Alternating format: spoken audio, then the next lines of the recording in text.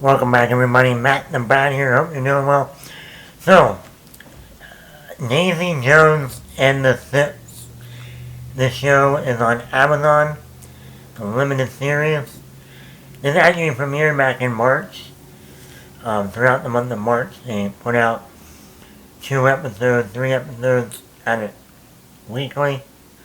They make up 10 episodes. I did not watch it back then. There were a lot of movies out in March. I think there were a couple of shows going on in March that I caught up on. So I'm a little late to the party, not by much. It's still come out only a couple months ago. But I finally sat down over the weekend and watched this show.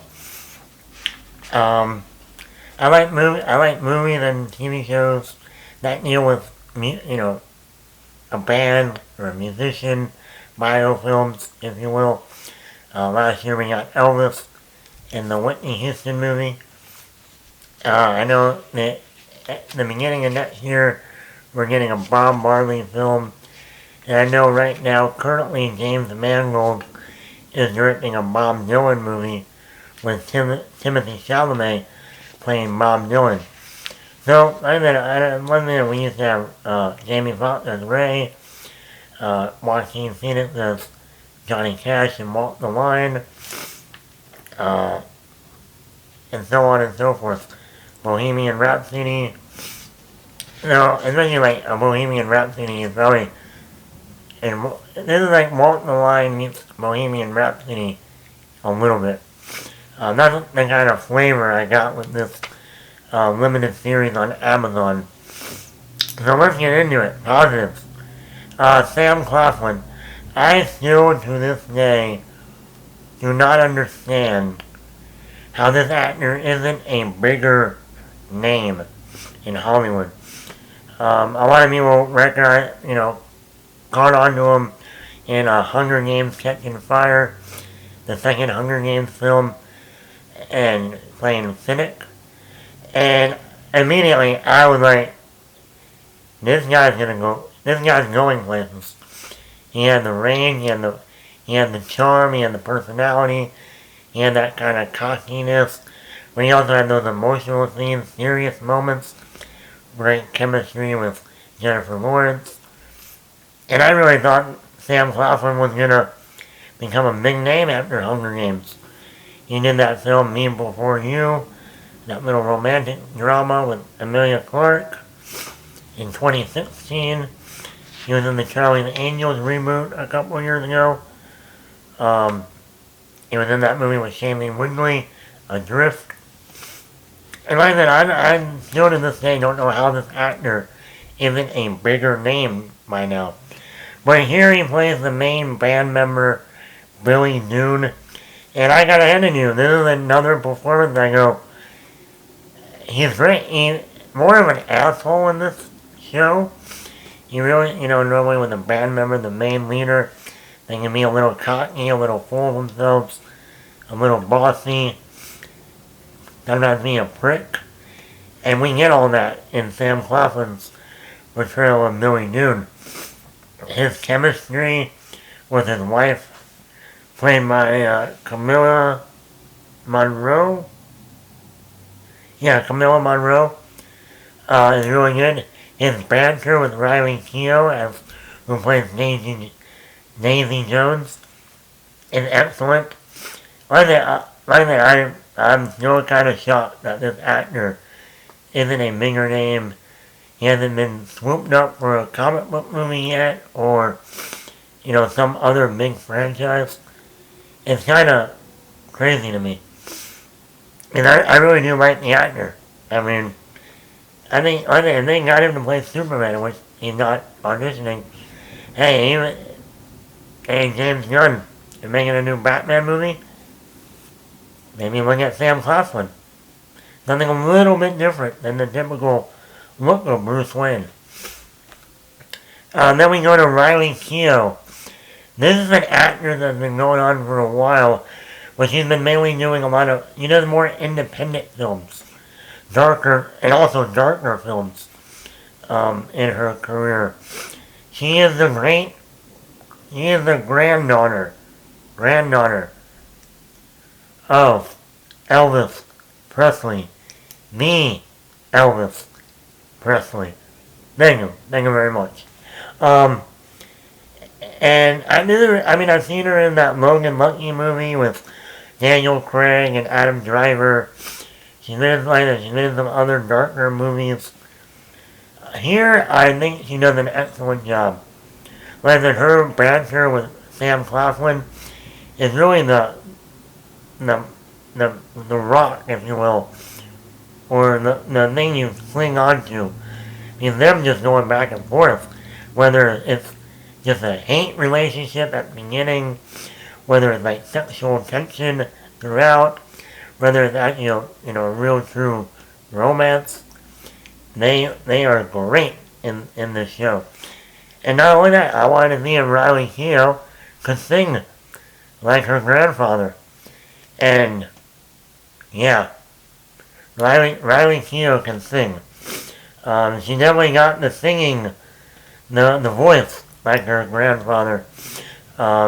She doesn't sound like Elvis Presley, which is probably a good thing for a girl not to sound exactly like Elvis. But she has her own unique voice, and she's excellent. Like in the show, the way they intersect through Millie Dune's journey and Daisy Jones' individual journey until they meet up and finally intersect together. And then the second half of the show is them together, touring and everything. But I really like that first half of just, this is what's going on with Millie Dune's journey individually with his band. And now here's Daisy Jones' journey, how she's struggling and trying to make it. So I thought the editing of this show worked really well. Then also when they intersect with the interviews, when they're reminiscing about the past and someone is interviewing them. We find out at the last episode who's the one behind the camera interviewing them, and I thought that was pretty great. Suki Waterhouse, she's one of the band members. She's on the piano. I thought she was really good in here. I haven't seen that much of her. The only thing I know about Suki Waterhouse is she is in a relationship with Batman himself, Robert Pattinson. She's been in a relationship with him for a good 6 or 7 years now. So that's all I knew about her. She's Robert Pattinson's girlfriend. The Batman. Me. Batman. I thought she did a really good job. Her chemistry with one of the band members, Millie Dune's brother, I thought it was really good. She held her own. I thought her scenes with Camilla or with Daisy were great. And someone I've never really seen on camera before, I thought she was a highlight. Teddy Price, played by Tom Wright. He was the band owner, manager, if you will. I thought he was really good. I like how first he started to be the tough, manager, and then he kind of becomes this family member, father figure, especially like Millie Dune, and even Daisy Jones in a way. I thought he was really good. Timothy Olyphant. At first I didn't even realize it was Timothy Olyphant because of the wig and the, goatee and the aviator sunglasses on. I was like, I know that voice. And then when they were doing the interviews and he's more, just some gray hair and no glasses on, I was like, oh, it's Timothy Olyphant. I thought he did a good job. He doesn't show up till later on in the show, but I thought he was good.